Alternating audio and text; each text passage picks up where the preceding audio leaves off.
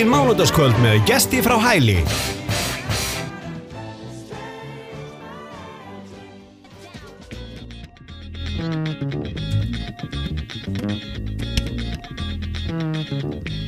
Já, sportáttur með ykkur hérna á þessu mánudagskvöldi klukkan orðin 26:11 og það er tímabært að byrja að tala um körfubolta því að nú eru körfubolta aðdáendur annarkvort að vakna til þess að fara að horfa á NBA eða eru bara núna bara skoða eitthvað í kringum sem tengist körfuboltanum, það er bara þannig. Komdu blessaður og sæll, Baldur Beck. Blessaður og sæll. Hvernig hefur það? Ég er bara ljómandi góður svona þrátt fyrir smá kverkaskít. Já, það fylgir í svo stundum. Þetta komið út af Super Bowl látunum sko. Já, ætli það ekki? Þetta er einhver frákvörð bara. Já, varstu að horfa á Super Bowl í nótt? Nei, ég reyndar að gera það nú ekki. Ég er ekki með nógu stóran heila til að skilja þá íþrótt. Enda var þetta vist ekkert skemmtilegt? Þetta var ekki mjög spennandi allavega. Nei, 43-8. Nei, ég ætla ekki að gaggrina íþróttagreina sem ég hef ekki veit á. Nei, það er rétt hjá þér.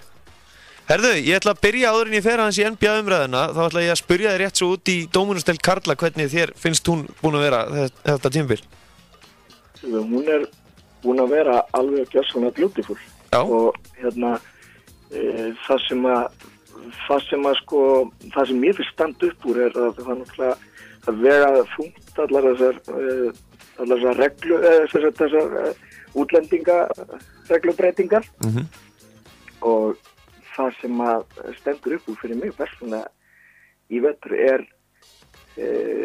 þessir ungu drengir sem eru búin að vera að gera frábæra hluti fyrir sín lið og nægir að nefna mennus og Martin hjá KR og Elvar hjá Njarðvík og svo eru við fullt af strákum sem eru búin að vera að gera virkilega góða hluti og skemmst er að minnast sjónvarsleiksins sem að stöðu sport á með í Njarðvík það sem að ungu gutti vera tryggja Keflavík sigur með flautukorfu og svo eru þessi strákar, þeir eru búin að vera að bjóða upp á þrefaldar tvennur og alls konar læti sko. Það eru strákar alveg niður í 16 ára gamlir að gera flotta hluti. Já. Og þetta finnst mér mjög jákvæmt. Og bara virkilega gaman líka þegar þeir eru byrjað að standa upp fyrir sín félög. Heldur betur, ég meina vissulega tapar deildin einhver í gæðum þegar allir þessir atvinnumenn eru teknir út sko, en ég fer ekki orðað það, ég er svo gaman að sjá ungu strákana að fá sjansinn og vera nýtan sko, vera að standa sig vel sko. Það finnst mér alveg frábært sko. Og svo líka bara tilþrifin eru nú ekki að vera endanum sem er búið að sína sig í þessari deild. Já, algjörlega sko. Þetta eru ótrúlega hreyfingar sem þessi strákar eru með. Já, og bara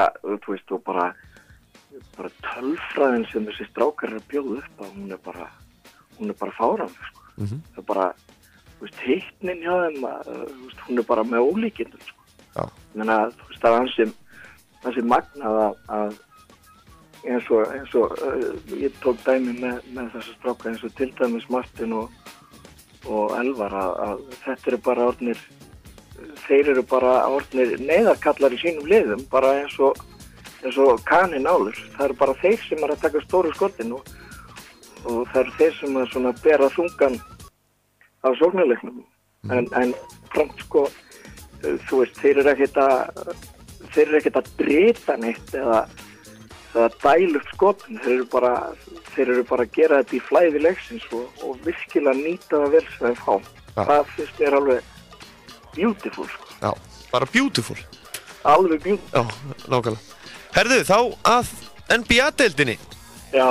Hvernig, frá því ég talaði við síðast, það var náttúrulega fyrir jólatörnu og nú er heldur betur margt búið að gera síðan þá. Já, nú er þetta að verða hálfnað og stutt í stjörnuleik. Og það hefur svo sem ekki orðin en að brjála breytingar í töflunni þannig séð. Nei. En en svona línur svona nokkuð farnar að skýrast en þá meiðsladraugurinn bara í heimsókn bara nánast hjá hverju einasta félagi. Það alveg með ólíkindum. En það allan að svo verið að tala hérna nýtt einvígi hérna milli Kevin Durant og LeBron James að líka það við Larry Bird og Magic Johnson. Já, það nú kannski svona hálfgjört körfubolta guðlast að tala svoleiðis. Já. Líka við þetta en sko þeir eru nú báðir svartir þessir reyndar. Já, þessi umræða sem það svona búin að vera mest áberandi umræðan svona síðustu vikur. Það er þessi ógurlega rispa sem að Kevin Durant er búin að taka. Og spilamennskan hjá þeim drengi í janúar hún var bara eins góð og við höfum séð í deildinni síðustu áratugum. Já. Menna við erum að tala að hann náttúrulega hefur tekið á sig aukið hlutverk í sóknarleiknum í fjarveru Russell Westbrook og við erum að tala að í janúar þá var Kevin Durant að skila 36 stigum á meðaltali leik, 6 frákastum og 6 báðsettingum og hann með 55% skotnýtingu. Þetta er ekki í lagi. Og 89% vítanýtingu, 44% úr fyrstum. Þetta er bara tómt rugl. Já, svo segir þjálfarinn að hann þurfa að bæta sig aðeins í vítanýtingunni upp á að vera sko pottitur. Já. Þetta er alveg gjörsamlega með ólíkindu hvað hann er búin að vera góður sko. Og ég var nú eitthvað að taka stórt upp í mig fyrir nokkrum vikum eins og vennilega að með einhverja yfirlýsingar að það ætti engin séns í að LeBron James væri orðinn áskrifandi að þessari MVP-styttu og það ætti engin annað séns í hana en mér finnst sko maður heyrði hvísl það svona framan af vetri en núna í janúar sko eru fjölmiðlar vestra allt nema búnir að skrifa styttuna á Kevin Durant. Já. Þeir eru bara pínlítið búnir að ákveða að nú sé komið að honum. Hvernig er valið þetta fyrir þá sem ekki vita hver velja hver er MVP eða besti leikmaður deildarinnar? Það eru að ég hygg mestmegnis blaðamenn sem að fjölmiðlamenn sem að sjá svoleiðis og þetta er náttúrulega þetta er alltaf rosalega umdeildur titill. Þetta er í sjálfu sér ekki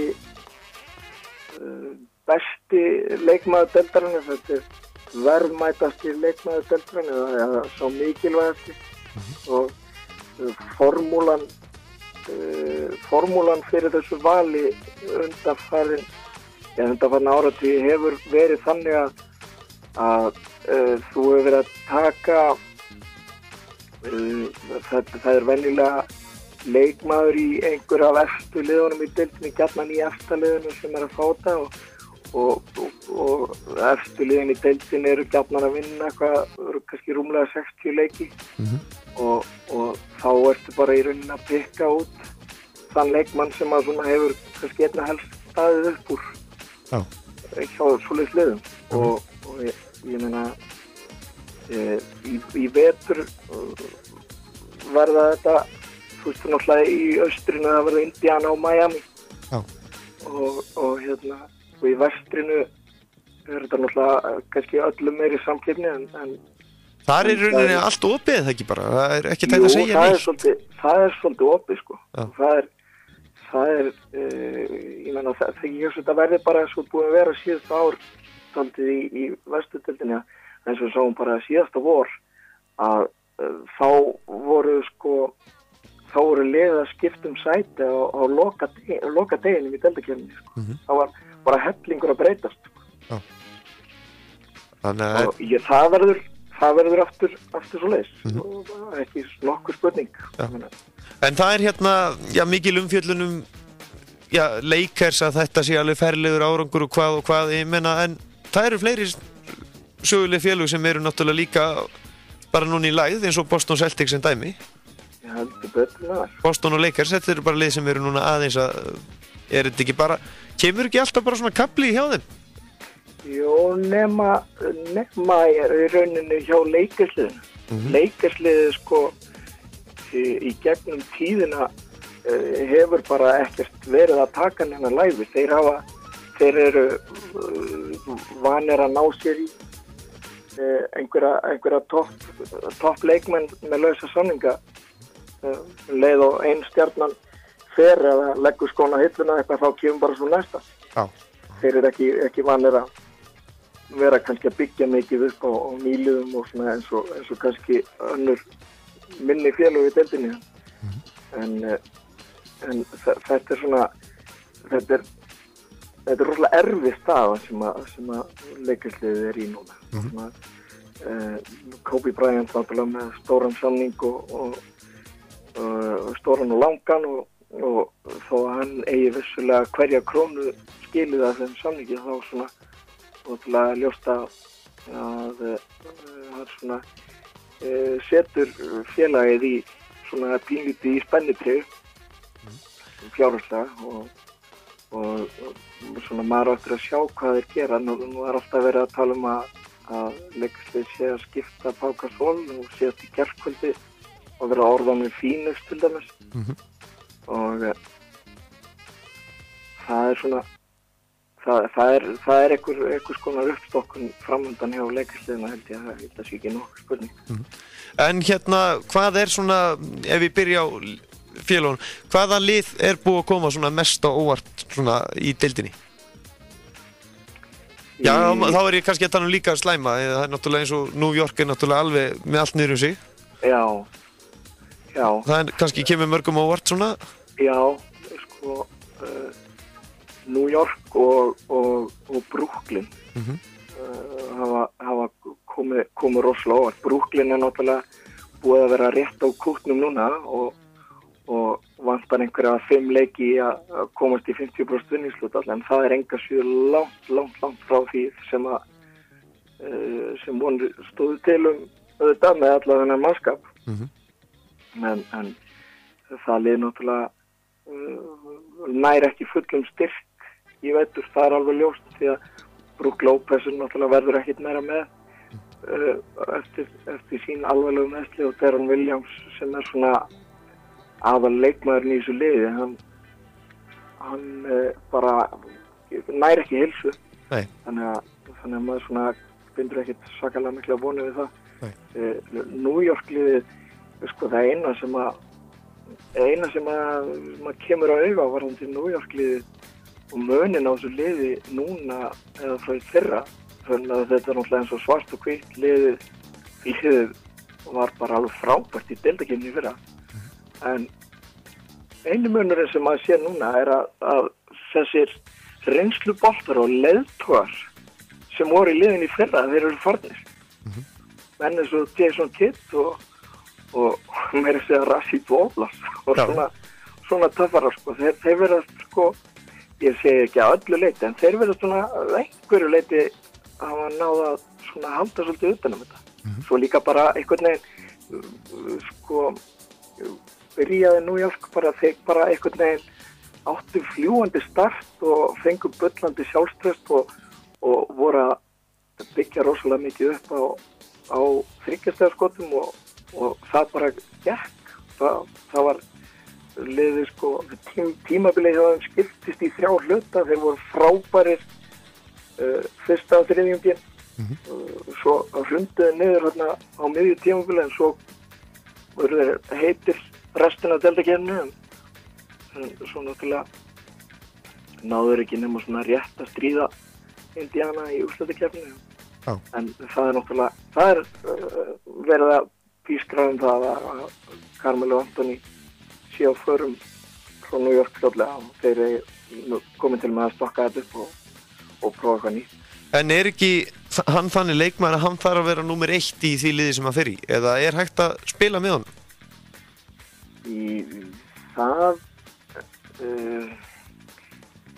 Það er ekki gott að segja, sko. Hann náttúrulega, hann hefur hann var náttúrulega með svakalega byssu við hliðina á sér í Denver þarna til skamms tíma þegar hann var með Iverson það sér. Já. En Carmelo Anthony náttúrulega fyrst og fremst skorari og náttúrulega alveg magnaður sem slíkur en kannski það sem svona vantar upp á hjá honum er kannski þessir hæfileikar þessi náðargjöf sem að gera aðra leikmenn í kringum sig betri og ég held bara eins og eru svona sterkir póstar í New York liðinu þá held ég að þetta ekki að fara neitt hjá þeim sko í höfur. Nei, en þá aðeins að leikmönnum einhver leikmaður eða leikmenn búin að koma á óvart eða einhverju ný nöfn sem eru svona sem á eftir að verða stórstjörnur? Já, það eru náttúrulega það alltaf einhverjir guttar að banka dyrnar svona varðandi svona öskubösku heitt þá náttúrulega þá eru í rauninni 2 lið í vestudeildinni sem eru búin að koma mest á óvart svona eiginlega í deildinni allri í vetur. Það er náttúrulega Portland liðið sem er alveg nánast við toppinn í vestudeildinni og Oklahoma enda með 3 leikja fórustu þar á toppnum en þeir eru jafnir í reynsluboltanum í San Antonio?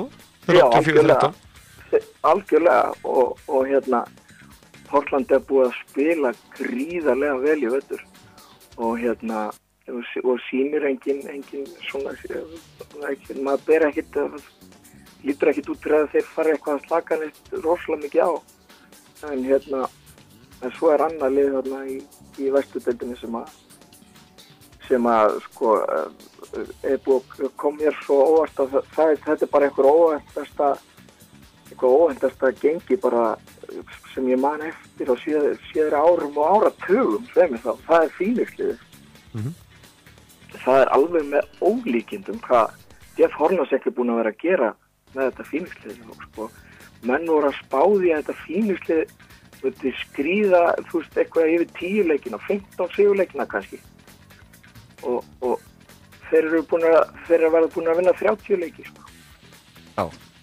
Og þeir eru 29-18 og sko þrátt fyrir það að sko leikstjórnandi liðsins númer 1 eða byrjunarliðs bakvörður Erik Bledsoe sem kom frá Clippers fyrir leiktíðina og gjörsamlega sprakk út og var að spila rengill.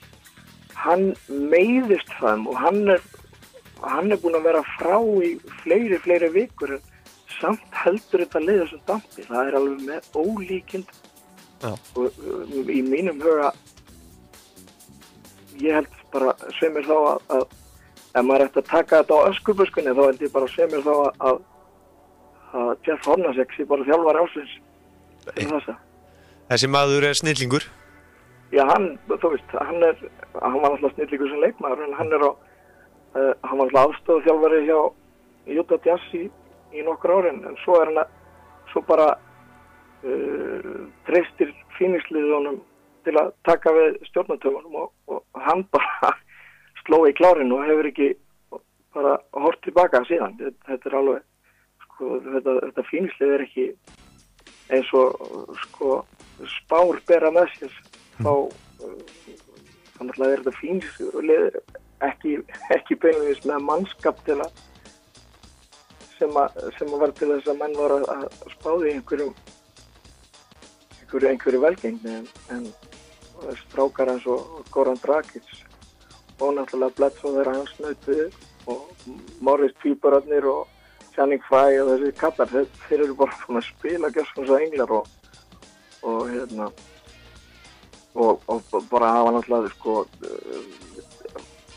farið fram úr væntingum bara allara sko. Já. Meira að segja sko náða sko strákar eins og Gerald Green meira að segja að spila vel. Þá mikið sagt. Já. En svona, áður en ég sleppi þér þá verði ég að spyrja þig hvað að frétta með Já, eins og Cleveland, þarna eru með þarna ágætis hóp svona, maður bjóst við kannski að þeir reyna að berjast það að komast í úrslitakeppni að einhverju viti. Já, það hefði maður haldið. Clevelandi var eitt af þessum liðum sem átti að sannlega að svona að gera einhverju allavega að vera með í baráttunum sæti í úrslitakeppni. Það á nú ekki að vera flókið mál í Östudeildinni. Nei. En annað hefur heldur betur komið á daginn og Clevelandi það búið að vera svona hálf dökkt ský yfir Cleveland-liðinu í allan vetur. Það er búin að vera Mike Brown hefur ekki átt góða endurkomu til Cleveland því að það er búin að vera svona illdeilur og rifrildi þar alltaf að koma einhvers konar fréttir og slúður það að einhverja deilur og jafnvel handarlögmál hjá liðinu og svo voru það náttúrulega hann með Andrew Bynum og hann var ekkert að hjálpa til í andanum og það menn eru pínlítið farnir að setja spurningamerki við leikmenn eins og Kyrie Irving sko, menn eru farnir að spyrja sig hann er á vissum sviðum hann að fara aftur þannig að það er svona það er spurning hvort að menn eins og hann fyrir ekki bara nýtt umhverfi nýja bara komast að hjá klúbbi sem veit hvað hann er að gera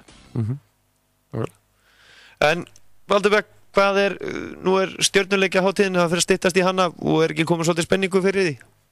Jú, það er alltaf ákveðin spenna fyrir því og svo náttúrulega svona eftir fljótlega eftir stjörnuleik þá náttúrulega þá fara línur að skýrast og þá fer að koma svona vorhöfur í mennsku og það verður alveg rosalega áhugavert að fylgjast með hvað gerist fram á vorið og við náttúrulega eigum eftir að fá ógrinni öll af leikmönnum tilbaka og meðslum það er alltaf að koma einn og einn svona strákar eins og Russell Westbrook og svona kalla og það verður vonandi koma þeir allir inn á fullu gasi fyrir úrslitakeppnina og við fórum að losna við allt þetta meðslavesen tróðslukeppnin og svona einhverju svona þekktnöfn sem verði í því Ég bara segja alveg ég ekki hugmynd það. Ég er ekki farin að skoða það. Nei, það er ekkert byrjað að bladra út í það? Nei, ekki, það getur vel verið að sé búið. Ég hef allavega ekki fylgst henni með því. Nei. Það hlýtur að, af hverju taka menn eins og LeBron James sem koma með fallega tróðslur hér og þar og af hverju taka þessi menn ekki þátt í tróðslukeppninni? Það hefur svolítið vantað. Það er af sem áður var þegar að stjörnurnar voru að taka þátt í þessu. Núna eru menn alltaf uppteknir að passa brandið sitt og taka upp vídeo og hlæja hinnum. Já, þú veist, þau megi ekki skemma vörumerkið sitt með að tapa í tróðkeppninni. Það er eitthvað svoleiðis. Jordan og Dominic Wilkins voru nú ekkert að láta þetta ræða sig? Nei.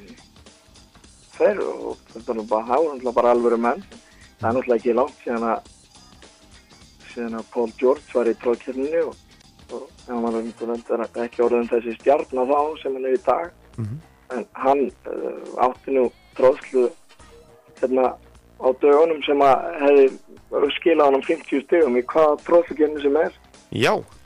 Þessi þegar hann stökk í heilan hring í loftinu og ég tók einhvers konar 360 gráðu vindmyllu, ég kann ekki orða það var alveg rosalega tróðslag.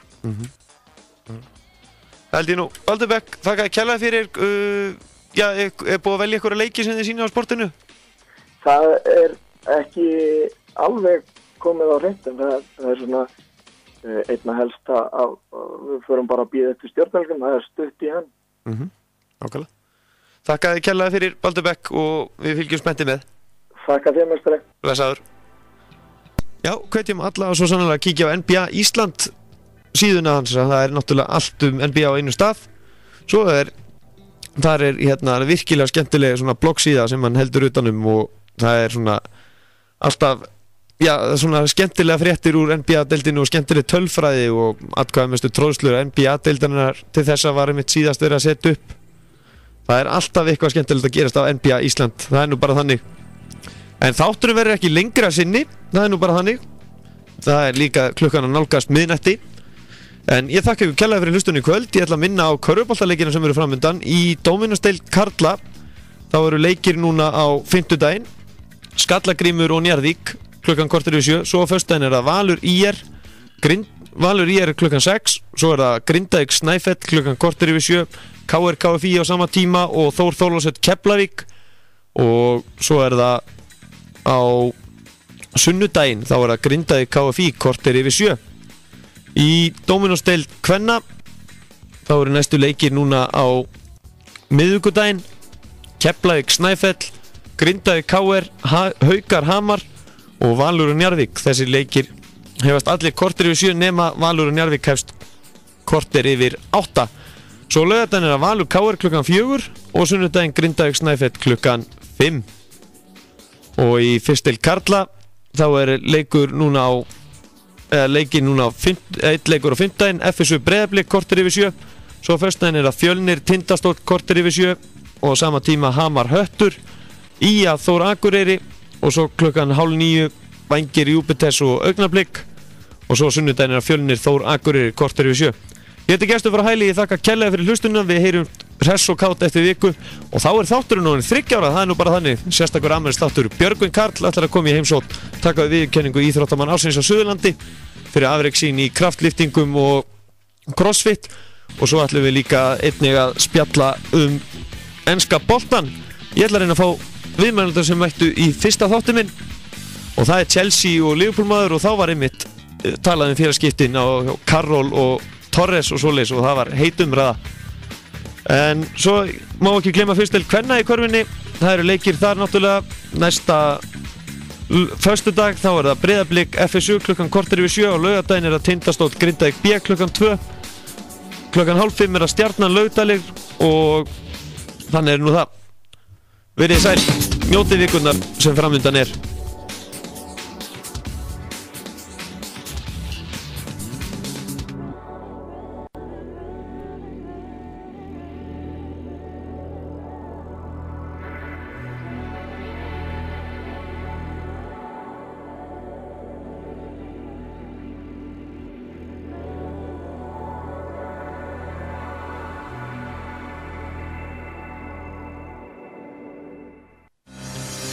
Þú ert að hlusta á sportþáttinn Mánudagskvöld með Gesti frá Hæli.